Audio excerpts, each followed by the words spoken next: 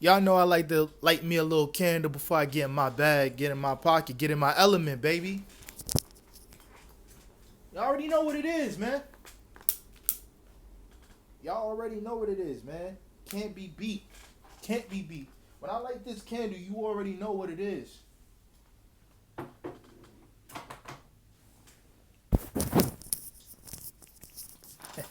Yeah, boy. Yeah! YouTube, what up? Welcome to another edition of Wrestling with Watts, and I'm Watts, and I'm about to tell you 5 things that royally fucked up the WWE as far as 2025 goes. So I'm about to just jump right into it. I'm not monetized. I ain't got no sponsors or nothing like that. Maybe one day if they pay up. So I'm gonna just start with number 5, the tag team division. The tag team division, a tag team match.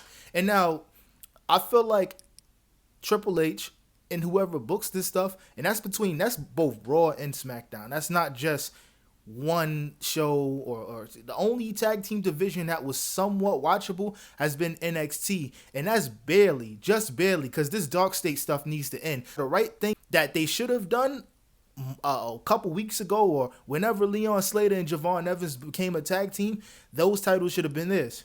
It shouldn't have been all of this, but that's another story for another day. The Raw tag team division, disgusting.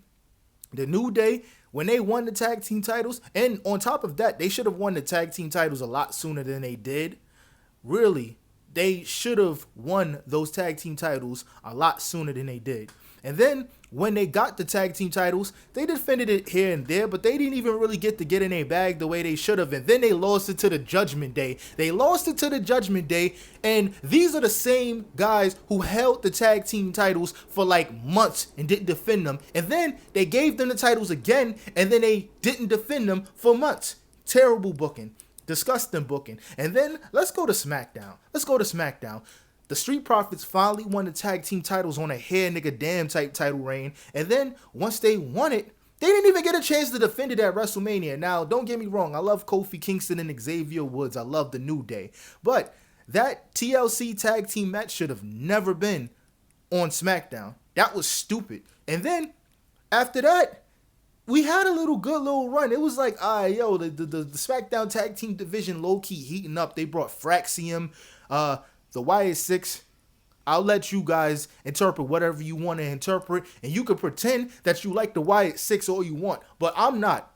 Them niggas is trash. You know, they where have they even been? They went to AAA. What the fuck you doing at AAA? Go defend the tag team championships on SmackDown. Truly, trash.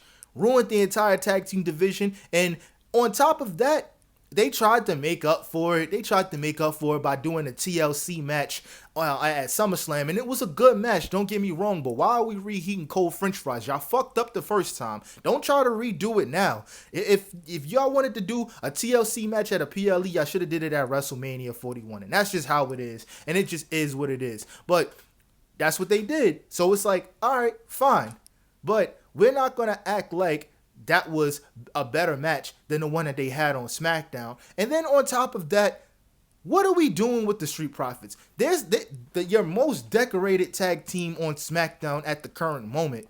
And you mean to fucking tell me, where have they been? We haven't seen those dudes in like a month. Wasn't y'all just now teasing a split between them? Y'all did a split or teased the split. And then after y'all teased the split, what happened from that? What came of that? Tell me what came of that. Absolutely nothing. We ain't see these dudes in almost 2 months. But it is what it is. Just thinking about it is kind of getting me hot, because it's just like, how do you fuck up the tag team division? I know Vince never really cared for tag teams, but he didn't do tag team divisions like this in his prime. I understand what we know about the tag team division and what happened on the latter years of Vince McMahon carrying this whole thing, but historically, the tag team division meant something, and this means something to me, man. But let's go to number 4. Number 4, Jade Cargill got the strap way too late. Now, I know that there were a lot of things that they were trying to do with the Jade Cargill angle, but I feel like when she came back from the hiatus from filming the movie, even though we knew that Naomi was, went upside her head 9 ways to Sunday and stuff like that, but when she came back, she shouldn't have been a babyface. She should have just been like an anti-hero type player when it comes to not trusting nobody. Hill, face, nothing. They was in the right direction when they was on the timing of, oh, I don't even really trust Bianca for real. I don't know who did this to me. It was probably Naomi. It was definitely Naomi. All right. After that, all they had to do was have Jade attack Bianca after that. And then we could have had her be a heel and she could have won the women's world title after she won the Queen of the Ring. Like, it was a no-brainer. It was a toss-up. It made no sense that they didn't do that in this nasty work. And I'm happy that she won the title now. But it's like, does it even really matter? It's like a tree falling in the forest and nobody's there to see it.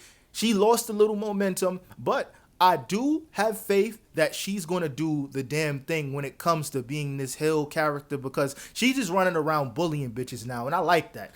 Because that's how they should have had Jade Cargill move in the fucking first place. But I'm happy. That's number 4 for you. So let's move on. Number 3, not ending the Judgment Day. That's the main thing that should have happened. The Judgment Day should have ended a long time ago. The Judgment Day should have ended when Rhea Ripley and Damian Priest walked away. That's when the Judgment Day should have ended. And I'm at the point now, I don't even care if Liv Morgan comes back or not, bro. I don't care if Liv Morgan comes back. I'm here to tell you right now, we don't care. Let me tell you. We don't. They need to end it now. They could continue the Dominic and Liv Morgan storyline without the Judgment Day. At this point, we've been seeing Finn Balor hate on Dominic Mysterio for like a year and a half. Because they started planting the little seeds around this time last year. They was planting the seeds for the Judgment Day to completely break up. The only one at this point in time that's benefiting from the Judgment Day being together is JD McDonough. Because as much as I know that he's a good in-ring performer, when the Judgment Day breaks up, ain't nobody going to be thinking about JD McDonough, and that's just straight facts. He can go in the ring. That's that. He's one of them ones. But unless they bring back the Cruiserweight division, what the hell they going to really have him out there doing? I don't mind him teaming with Finn Balor a little bit longer, but I want to see Finn Balor do something. Actually do something. I don't see him becoming a world champion ever again. But an intercontinental title reign here and there, United States, he was already the tag team champions. At the end of the day, Roxanne's going to be fine.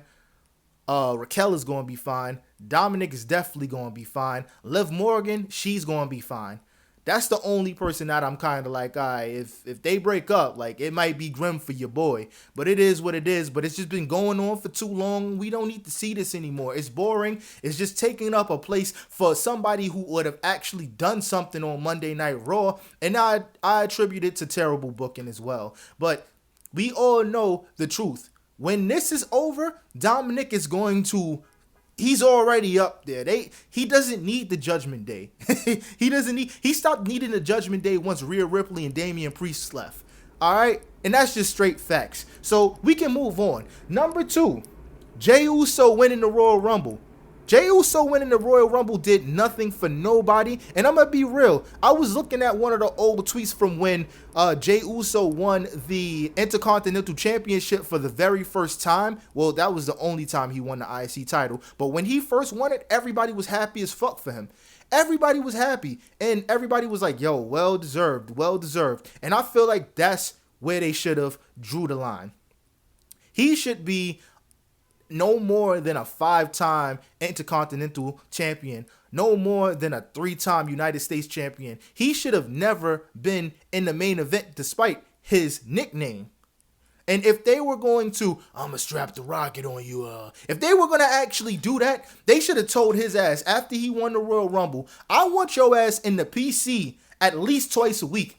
I need you in there getting to it with the niggas in NXT that's really getting busy. The Charlie Dempseys of the world. I need you in there with the Ilya Dragunovs of the world, because he was on the main roster, but he was healing. But I need you in there with the Tavion Heights of the world. I need you in there with the dudes that really get busy in the ring. I need you in there learning from William Regal and Shawn Michaels as to what and what not to do. Be a good seller, and on top of that, I blame Triple H and I blame the booking as well for the treatment of Jey Uso as well, because when you take a look at it, they got this man yeeting for 5 minutes straight, yeeting for 10 minutes straight, and then he's gassed by the time he has to actually have the match.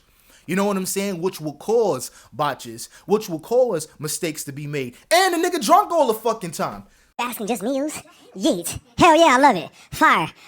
Internet, I don't know what it is. Soak it in, cause this is it right here. You know what I'm saying? I don't know, but hell yeah. 2-time world. So in what world do you think that a Jey Uso who's drunk all the time could barely go in the ring on his own?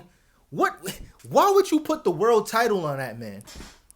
And not tell him, I'm gonna do this, but I need you to put the work in. I need you in that performance center twice a week. And that's what I need. On your days off, I need you in Tampa, Florida, putting in work, or Orlando, or wherever they have. I need you in there putting in work, bro, so that you could look like something. I need you in that gym as well. I need you in that gym getting, and he has the ability to get chiseled too, because he was mad chiseled when he was in the bloodline. He was in the gym, he was working out, he was going crazy.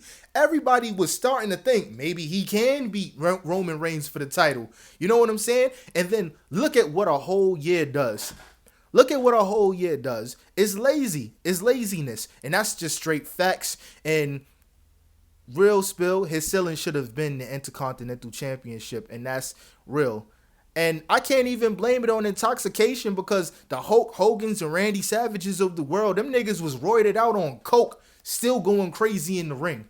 You know what I'm saying? Still able to, perform. Still able to not botch. And I understand that the pace of wrestling is a little bit different than how it was 30 years ago. I understand that. But a lot of these dudes were coked out. Chris Jericho was drunk all the time. Randy Orton was off the cigarettes, the roids. He was off something, but he was still cooking up. Undertaker, he comes from that era of the coked out niggas and whatnot. So at the end of the day, that's really no excuse for Jey Uso. So, like I said, they fucked up by having him win the Royal Rumble and then beat Gunther for the world title and then lose it right after when they realized, shit, we might have made a mistake. Yeah, I think so too. Number 1, John Cena turning heel. And the reason why this could have been a beautiful thing, and I feel like they fucked up tremendously with this. And I'm going to tell you why they fucked up tremendously with this. Because it was right there. All they had to do was use the formula that they were going to use in 2012 when they were going to turn John Cena heel. That's all they had to do, bro. All you had to do was follow the train, CJ. And in an interview with Chris Van Fleet, John Cena said he had ring gear designated for a heel turn in 2012. He had theme music designated for a heel turn in 2012. If this is the case, all they had to do was pull from that. It would have been a nice little blast from the past of just knowing, this is just like a little glimpse of how heel John Cena in his prime would have looked. And at that time, they didn't even have to do it for a long time. He could have beat Cody Rhodes for the title. That would have been cool. And they could have even done a situation where it pushes the younger talent, such as a Carmelo Hayes, because then Carmelo Hayes would have actually been able to get the ruthless aggression thing off and smack the shit out of John Cena. And we know that he wouldn't have beat John Cena, but they could have went out there and had a good match.